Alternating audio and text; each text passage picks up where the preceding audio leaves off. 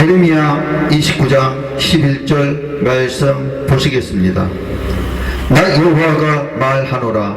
너희를 향한 나의 생각은 내가 아니니 재앙이 아니라 곧 편안이요 너희 장래에 소망을 주려 하는 생각이라.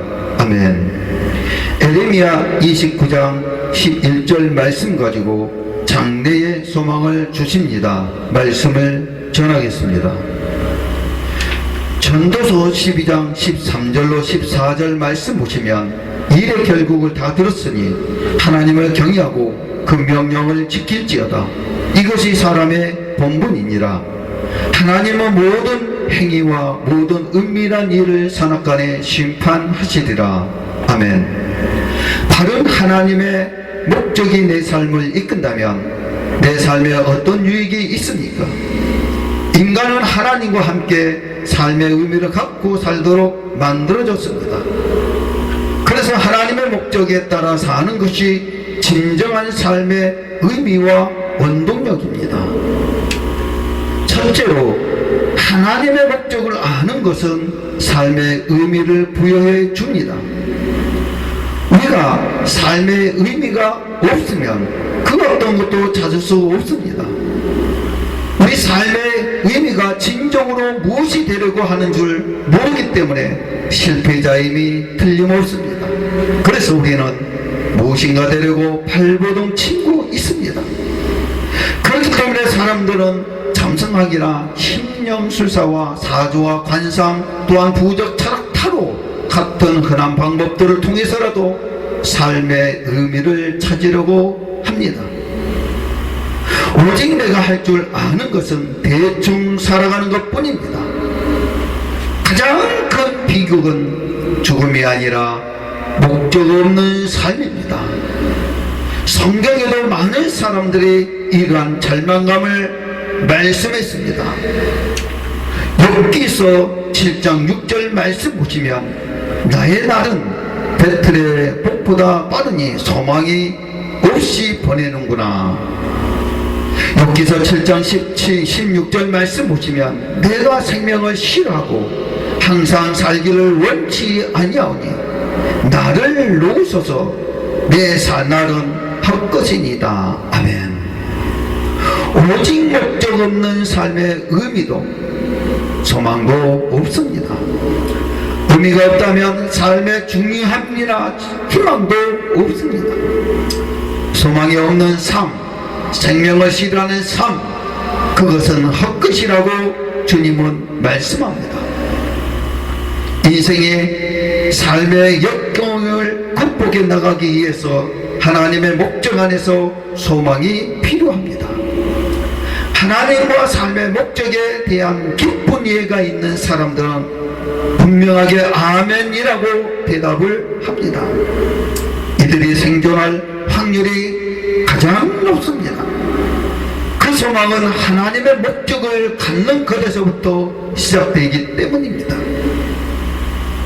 사랑하는 성도 여러분, 지금 불가능한 상황에 직면했다고 느끼고 있습니까? 지금 절망을 느끼고 있다면 조금만 기다리십시오. 언젠간 하나님의 삶의 목적을 발견할 때 비로소 우리는 살기 시작한다고 느낄 것입니다. 그래서 에베소서 3장 20절 말씀 보시면 우리 가운데 역사하시는 능력대로 우리의 온갖 구하는 것이나 생각하는 것에 더 넘치도록 능히 하실 이에게. 아멘. 우리의 삶에 하나님이 없다면 삶에는 어떤 목적도 있을 수 없습니다. 소망은 우리의 삶의 공기와 물만큼 중요합니다. 삶의 의미가 있다면 인간은 거의 모든 것을 견딜 수 있습니다. 우리에게 하나님의 목적이 있기에 오늘을 살아갈 이유가 있습니다. 우리가 하나님의 목적을 따라 살면 절망을 이길 소망이 생깁니다. 이것이 얼마나 기쁜 일입니까? 그래서 이사야 49장 4절 말씀 보시면 그러나 나는 말하기를 내가 헛되이 수고하였으며 무익히 공연히 내 힘을 다하였다 하여도다 정령이 나의 신혼이 여호와께 있고 나의 보응이 나의 하나님께 있느니라. 아멘. 하나님의 목적을 아는 것은 삶의 의미를 부여해 주는 그 주님만 의지하고 섬기시기를 주님의 이름으로 축원드립니다. 두 번째로 말씀드립니다. 하나님의 목적을 알면 우리의 삶은 단순해집니다. 우리가 사람들이 원하는 것, 모든 것을 다 해주는 것은 불가능한 일입니다. 정확한 하나님의 목적이 없으면 우리는 왜 그런 결정을 내렸는지, 어떻게 시간을 투자하고 자원을 활용할 것인지에 대한 근거를 잃게 됩니다. 그저 상황과 압력, 그리고 그 순간 우리의 기분에 따라 결정을 내릴 뿐입니다. 하나님의 목적을 알지 못하는 사람들은 너무 많은 것을 하려고 하기 때문입니다. 이 때문에 스트레스와 필요, 그리고 관계에 있어서 갈등을 겪게 됩니다. 우리에게는 하나님의 뜻만을 행할 시간에 주어지기 때문에 사람들이 원하는 모든 것을 다 할 수가 없습니다.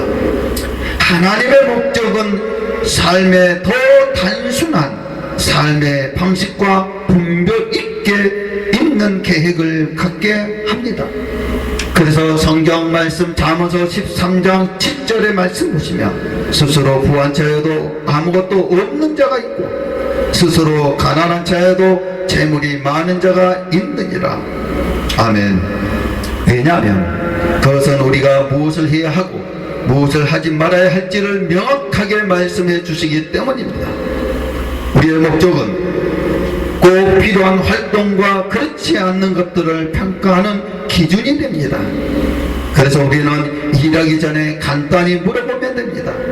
이 일이 나를 향한 하나님의 목적을 달성하는 데 도움이 될까? 라고 물어보면 됩니다. 만약 모든 것을 다 할 수 없다면 우리는 분명 하나님의 의도하신 것보다 훨씬 많은 일을 하고 있는 것입니다. 성경 말씀에 이사야 26장 3절 말씀 보시면 주께서 신지가 경고한 자를 평강에 평강으로 지키시리니 이는 그가 주를 의뢰함이니이다. 아멘. 사랑하는 성도 여러분, 하나님의 목적을 알아 우리의 삶은 주님 안에서 평강이 넘치시기를 주님의 이름으로 축원드립니다. 셋째로 말씀드리겠습니다. 하나님의 목적을 알면 주님께 초점을 맞춘 삶을 살게 됩니다. 우리는 모든 것을 하려는 것을 멈춰야 합니다. 우리가 유익하다고 생각되는 활동도 잘라내야 합니다. 그것이 유익하고 좋은 활동일지라도 가장 중요한 것들만 해야 합니다. 활동과 생산성을 혼돈하지 말고 무엇 때문에 목적 없이 바쁘게 살고 있습니까? 그래서 성경 빌립보서 3장 15절의 말씀 보시면 그러므로 누구든지 우리 온전히 이룬 자들은 이렇게 생각할지니 만일 무슨 일에 너희가 달리 생각하면 하나님이 이것도 너희에게 나타내시리라. 아멘. 우리는 삶의 영향력을 갖길 원한다면 삶의 초점을 하나님께 맞춰야 합니다. 빛의 초점을 맞추면 에너지를 모을 수 있습니다. 빛을 한 곳으로 모으면 새도 자를 수 있는 내재가 됩니다. 빛을 한 초점이 모아지면 그 빛이 강철도 두를 수 있습니다. 초점을 하나님께 맞추는 삶은 우리를 힘있게 만듭니다. 하나님의 목적이 있고 초점이 맞추어진 삶만큼 강력한 것은 없습니다. 이는 우리의 노력과 에너지를 중요한 것에 집중하게 해줍니다. 역사에서 가장 큰 변화를 만들어낸 사람들이 있습니다. 그들은 가장 뚜렷한 목적을 가지고 산 사람들입니다.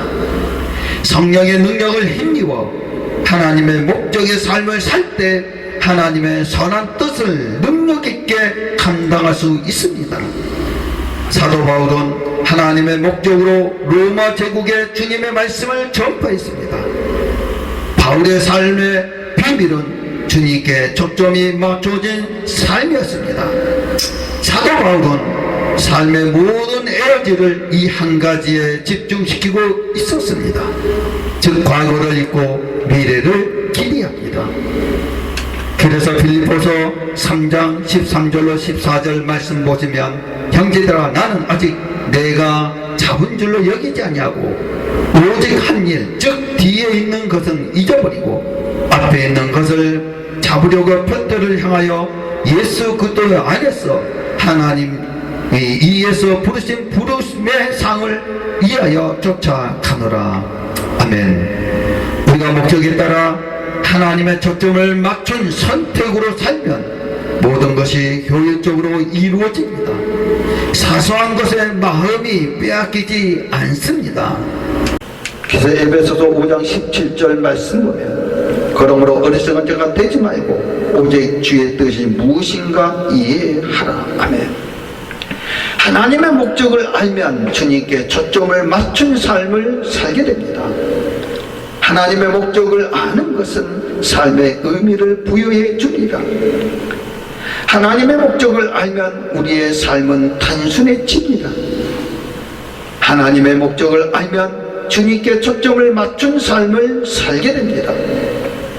주님의 이름으로 우리의 삶이 평강이 넘치시기를 바랍니다.